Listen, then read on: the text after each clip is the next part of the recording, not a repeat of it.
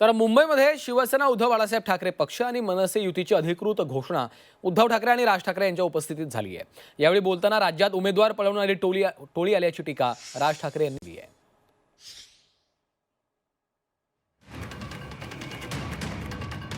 राज्यात उमेदवार पळवणारी टोळी आलेली आहे असं म्हणत राज ठाकरे यांनी टीका केलेली होती। त्यावर आता विविध आरोप प्रत्यारोप देखील सुरू झाले।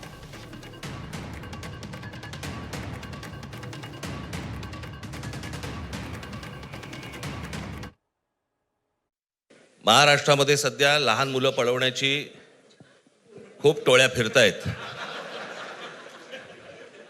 त्याच्यामध्ये 2 टोळ्या अजून जास्ती ऍड झालेल्या आहेत।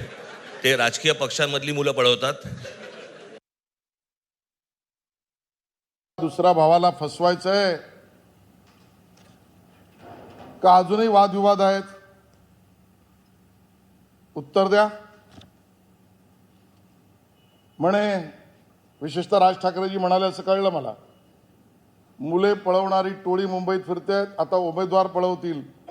इतिहासात शाळेमध्ये आम्ही शिकलोय आणि मराठी शाळेत शिकलोय,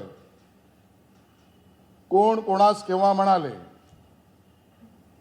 मग राज ठाकरेजी उत्तर द्या। तुम्ही जेव्हा पळवा पळवीचा प्रश्न उपस्थित करताय त्यावेळेला बाजूला बसलेल्या उद्धवजींना विचारा ना, माझे नगरसेवक कसे पळवले?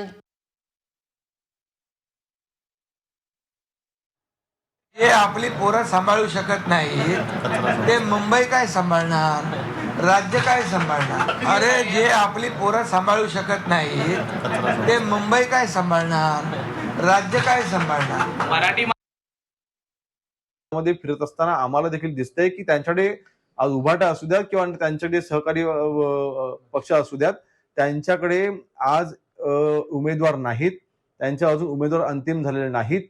म्हणून कदाचित ते आमच्या उमेदवारांची यादी कधी बाहेर येते याची वाट पाहतात। म्हणजे आमच्यामध्ये नाराज उमेदवार हे त्यांना घेऊन कदाचित त्यांना निवडणूक लढवायची असावी।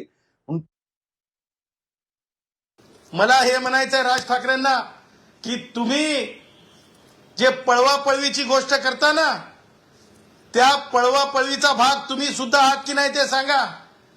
कारण तुम्ही, मला असं वाटतंय म्हणजे तुम्हाला स्पर्धाच माहिती नाहीये। तुम्हाला, मला तर म्हणेल की तुम्हाला ते कोणता खेळ असतो आमचा खो खोचा खो खो खो खो खो खो खो खो खो खो करत राज ठाकरे मला असं वाटतंय कुठपर्यंत पोहोचलेत, तर उद्धवच्या राजकारणापर्यंत पोहोचलेत। आणि त्याच्यामुळं मला हे म्हणायचं आहे की मला राज ठाकरे आणि उद्धव ठाकरेंची कीव येते, दया येते।